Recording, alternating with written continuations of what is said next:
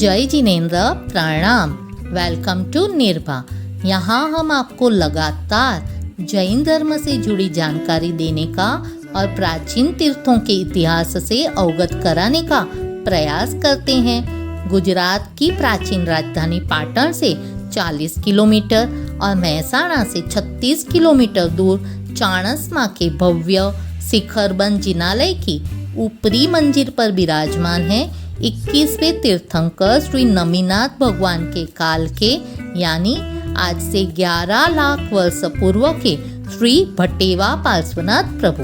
भट्टेवा पार्श्वनाथ प्रभु जी की यह प्रतिमा जी बालू रेत से बने हैं, किंतु दैवी शक्ति के कारण प्रतिमा जी वज्र के समान यानी लोहे के समान मजबूत बन गए हैं।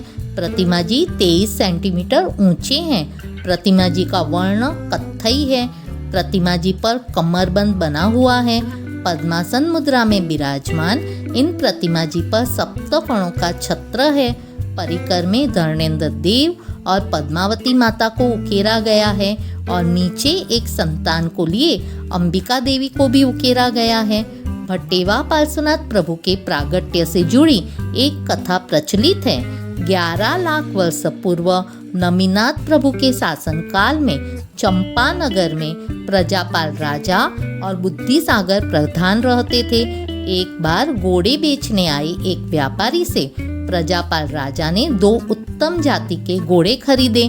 राजा और मंत्री घुड़सवारी करने निकल पड़े, किंतु घोड़े तो उल्टी चाल चलते थे। उल्टी चाल के कारण उन घोड़ों ने राजा और मंत्री दोनों को घने जंगल में लाकर छोड़ दिया। प्रजापाल और बुद्धिसागर यहाँ वहाँ भटकते रहे। तभी रात हो गई, चारों ओर अंधेरा छा गया। वहीं अचानक से रोशनी की किरणें दिखाई देने लगी। प्रजापाल राजा और बुद्धिसागर मंत्री रोशनी की दिशा में चलने लगे। तब उन्हें ज्ञात हुआ कि नजदीक में ही श्री नरघोष मुनि को केवल ज्ञान की प्राप्ति हुई है और देवताओं ने केवल ज्ञान उत्सव रचा है। राजा और मंत्री दोनों श्री नरघोष केवली मुनि की देशना में बैठे। देशना में दोनों ने प्रभु पूजा के बिना अन्न जल न ग्रहण करने का अभिग्रह नरघोष मुनि के पास स्वीकार किया। दूसरे दिन मंत्री ने नजदीक के तालाब से बालू रेत लाकर पार्श्वनाथ प्रभु जी की प्रतिमा बनाकर छिपा दिया। और जब प्रभु पूजा के पश्चात ही अन्न जल ग्रहण करने का अभिग्रह पूर्ण करने की बात आई, तब बुद्धिसागर मंत्री ने बड़ी चतुराई से स्वप्न संकेत के बहाने राजा को बालू रेत से बने पार्श्वनाथ प्रभु जी की यह प्रतिमा जी दिखाई। किंतु प्रतिमा जी बालू रेत से बने होने के कारण प्रभु जी का पक्षाल कैसे करें, इस दुविधा में फंसे राजा प्रजापाल ने बड़ी आस्था के साथ पद्मावती माता को आह्वान किया। तब पद्मावती माता ने प्रतिमा जी को वज्र के समान मजबूत बना दिया। राजा और मंत्री दोनों ने पार्श्वनाथ प्रभु जी की सेवा पूजा की और तत्पश्चात अन्न जल ग्रहण किया। प्रतिमा जी के कारण राजा और मंत्री दोनों का जंगल में फंसे होने के कारण का जो भय उत्पन्न हुआ था वह दूर हो गया और इस कारण प्रभु जी भट्टेवा यानी भय को टालने वाले प्रभु जी के नाम से जाने जाने लगे। प्रजापाल राजा ने यहाँ नगर बसाया और भव्य जिनालय बनवाकर 10,000 वर्ष की आयु तक प्रभु जी की भक्ति की। 30,000 वर्षों तक श्री भट्टेवा पार्श्वनाथ प्रभु के कई चमत्कार भक्तों ने महसूस किए। कुंतलपुर पाटन के भूधर राजा का पुत्र गुण सुंदर जन्म से ही अंधा और गूंगा तथा ज्वर के रोग से पीड़ित था। रोग समन की सारी कोशिशें नाकामयाब होने के कारण राजा बहुत दुखी रहने लगा। तब वहां पधारे श्री धर्मघोष सुरीश्वर जी महाराज साहब ने श्री भट्टेवा पार्श्वनाथ प्रभु के नवर्ण जल के पीड़ा के स्थान पर लगाने को कहा।